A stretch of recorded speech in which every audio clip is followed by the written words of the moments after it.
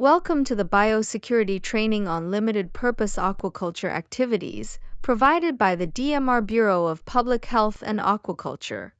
This video will review the principles of biosecurity, DMR's regulations as they relate to growers, and provide recommendations on how to maintain best biosecurity practices for your farm. Let's start with the basics. What is biosecurity?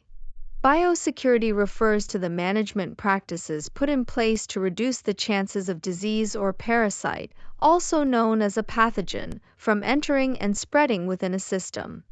Biosecurity can refer to a single aquaculture site, facility, state, or even country. But no matter what size of area you're dealing with, the principles of biosecurity remain the same. These principles are prevention, reduction, and elimination of disease or contaminants. In an aquatic setting, biosecurity can seem like a daunting or even impossible task. Once a pathogen is introduced to your farm, it can be practically impossible to eliminate it from the environment. What's more, controlling its spread to the other susceptible organisms in the water, be they yours, your neighbors, or even wild populations, can be monumentally challenging. Therefore, prevention is the most important aspect of biosecurity. Prevention starts with limiting what enters your site or facility.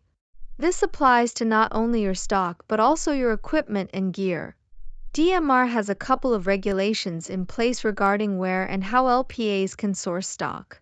Stock may be sourced from approved shellfish hatcheries, found on the DMR website. These hatcheries undergo annual inspections and test screening to ensure that the seed they produce is free from major diseases that affect shellfish. If you are looking to purchase stock from outside of your LPA health zone, then you will need to do so from one of the approved hatcheries. Otherwise, you will need to apply for a transfer permit so that DMR can approve the movement. You are free to purchase stock within your own health area as well. The current LPA health areas are shown here.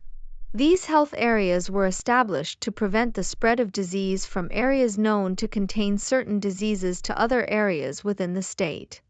The main disease of concern to be aware of is the parasite called Haplosporidium nelsoni, or MSX.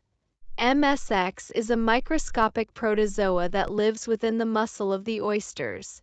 It was first discovered in Maine back in 1957, where it was suspected to have been introduced by infected Pacific oysters.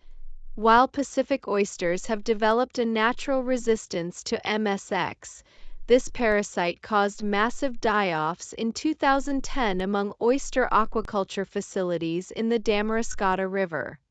Due to this event, DMR established additional restricted areas where MSX has been consistently found. We've covered what sources you can use in Maine. So, what if you want to source from a site or facility outside of Maine? Then you will need to submit an import application to DMR at pathology.dmr@maine.gov. Applications can be found on the DMR website under Aquaculture/Applications and Forms/Additional Forms and Licenses for active aquaculture sites. As demonstrated by the case of MSX, imports represent a greater risk to the biosecurity of Maine. Therefore, these applications must be submitted a minimum of 30 days prior to when you expect the import to occur. This allows DMR to conduct a sufficient review of the request. That covers the extent of DMR's regulations. However, outside of these regulations, there are countless more strategies you can deploy to practice good biosecurity. While stock is certainly the most obvious way that a disease or parasite can enter your site, another common source is gear. It is tempting to purchase used gear from another grower, as these are often more affordable and readily available. However, extra care should be taken to clean, dry, and disinfect this gear, particularly if you are purchasing it from a different LPA health area. Best practices involve removing as much biofouling as possible, allowing the gear to dry completely in the sun for at least 48 hours, and even bleaching gear if it is from one of the MSX restricted areas. Keep in mind that runoff from the cleaning process can still contain pathogens. Therefore, wash used gear at the original site prior to moving it to your LPA. Even gear on your own site can be a potential source of infection. Routinely cleaning your gear after harvest can be a small step to help lower the pathogen load in your LPA site.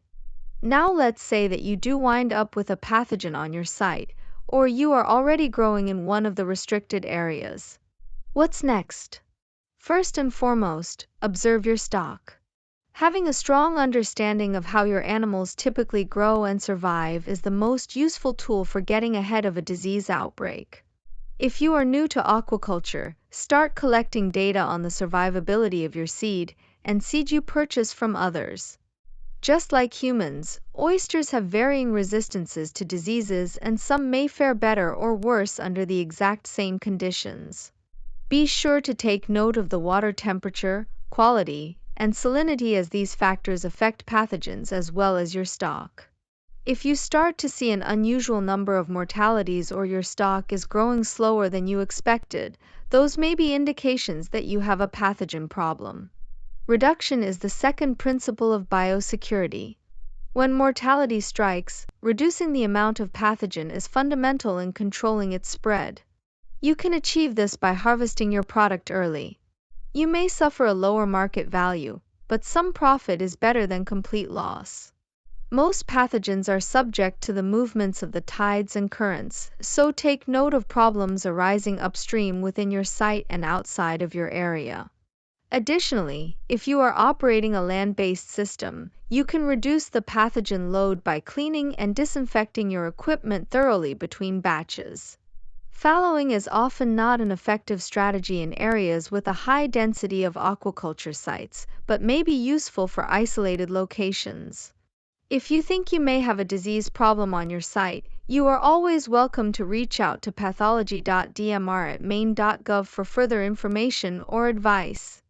The last principle of biosecurity is elimination. Unfortunately, this is an impossible task in most scenarios. Land-based facilities like hatcheries can potentially eliminate a pathogen through disinfection and strict treatment of their intake water, but for most sites, once a disease is present, managing it is the most useful tactic. Remember, no single strategy is perfect. The most robust biosecurity plans involve multiple practices. You can think of this like layers of Swiss cheese. A single slice is like a single strategy. It covers some risks and has some holes. But if you layer multiple slices, they will cover each other's holes and create a more sound defense. That concludes our whirlwind tour of biosecurity for LPAs. You may review this video as much as you like in preparation for our LPA Biosecurity quiz. If you have additional questions, concerns, or comments, please contact DMR's fisheries pathologist at pathology.dmr@maine.gov. Thank you for taking the time to watch this video. Good luck on the quiz!